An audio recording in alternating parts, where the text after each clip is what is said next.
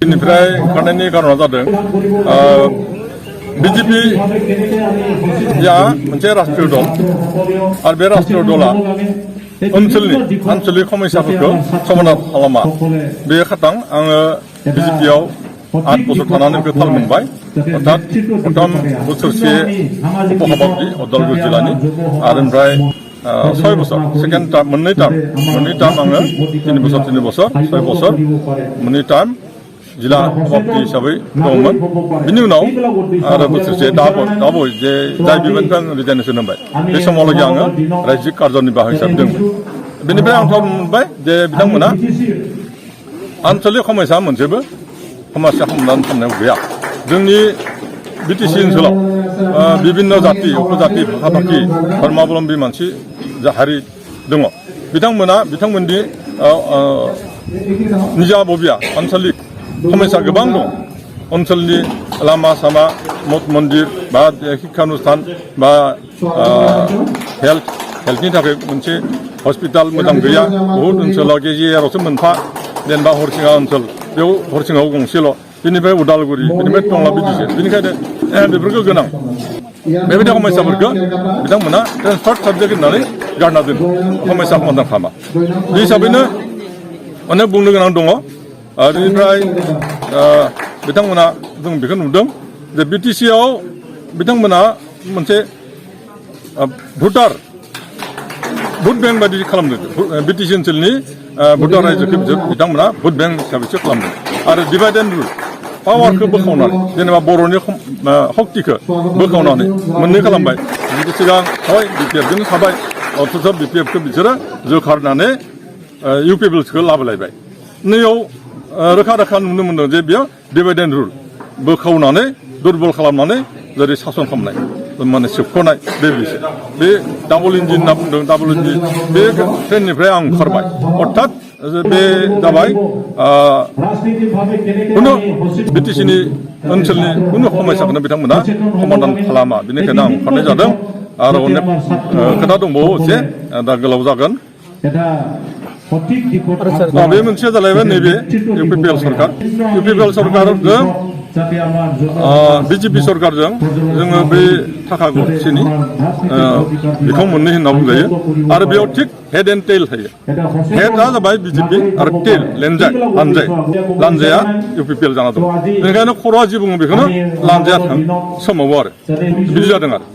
बेनिखायनो अर्थात बिजेपि सरकारा असम सरकार बिजेपि सरकारा जि थिनो बेखौसो मावो जे साकरि होनाङा बे दङ होनो नाङा होनायाव गैया माखौबा मोजां खामानि मावनाङा बिदिसो बुङो मावनाङासो होनगोन बेनिखायनो रायजोफोरा थाल मोनखाजोब्बाय जों जेबो डेभेलपमेन्ट खालामाखै बिथांमोना जेसेबां थगाया मानो अर्थात भट माने मोनफ्रोमबो भटनि एगेन्स्टआव साकरि मोनगोन होननायफोरा बेफोर नंखाय बाथ्राखा आरो सेल्फ हेल्प ग्रुपफोरनोबो 75,000 होगोन होनदोंमोन बेफोरबो नंखाय जाजोब्बाय नाथाय नंखायानो आरो मोननैसो जोंनि बिटिसिनि पावार एन्ड फांसन बेखौबो डिसिनि सिङाव हरबाय डिसिनि सिङाव हरनाय माने स्टेट गभर्नमेन्टनि सिङाव हरबाय बेफोरखौबो साबजानाय मोनाखै आरो आंबो साबजायाखै रायजोफोराबो साबजायाखै बेनिखायनो बर' रायजोफोर लोगोसे ओनसोलनि बिटिसि ओनसोलनि गोबां गुबुन रावारि रायजोफोराबो इउपिपिएलखौ नागारनानै दिनै बिपिएफ दलाव लोब जइन लागासिनो हाबगासिनो दं परिबर्तन होननानै आसलथे थगायबाय इउपिपिएलआ दायो बे परिबर्तनखौ बिपिएफआ लाबोगोन अर्थात बिथांमोना लाबोनो हायासै नंगौ जोङो पाब्लिक मेन्डेटखौ गनायदों सन्मान होदों पाब्लिक मेन्डेटखौ आरो जिहेतु जोङो दा नुदों उनाव फैफिननोब्ला मोनफ्रोमबो सरकारानो बे नेचारेल बायदि पलिटिकेल पार्टिनि नेचारेल बायदि नेचार बायदि बे उननि गोदान पार्टिया साबसिन खामानि मावनो नागिरो बा जों बिदिनो देग्लाय हारिबाय थिग 5 बोसोरनि उनाव बा 4 बोसोरनि उनाव जितु सरकार फैफिनगोन बे समाव जों निस्सय मोजांसिन मावगोन आरो बेखौ रायजोफोरा मिथिगौ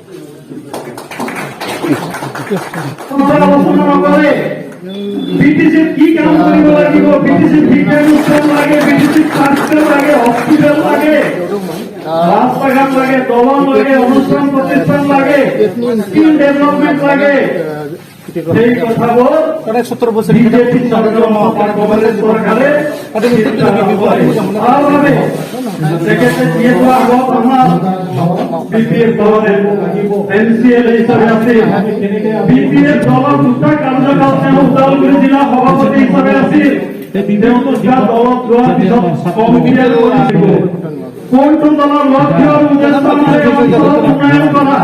সেইটো তেওঁ অনুভৱ কৰি আগতে তেওঁ টকা পইচা ঠিকা লগত যদি তাত থাকিল হয় কাৰণে এমজিএম লেটাৰ কিবা ইউজাৰ হ'বৰ কাৰণে ঠিকা কৰিবৰ কাৰণে কৰিলে আমি ৰাজনীতি কৰি চুবুৰীয়াৰ কথা আমি আজিৰ দিনত এই জন্মস্থান বসবাস কৰিছো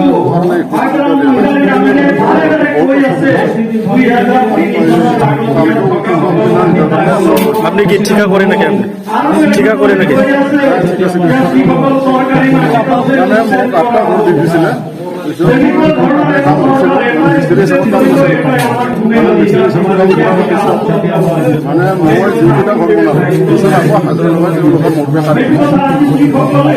পরিবর্তন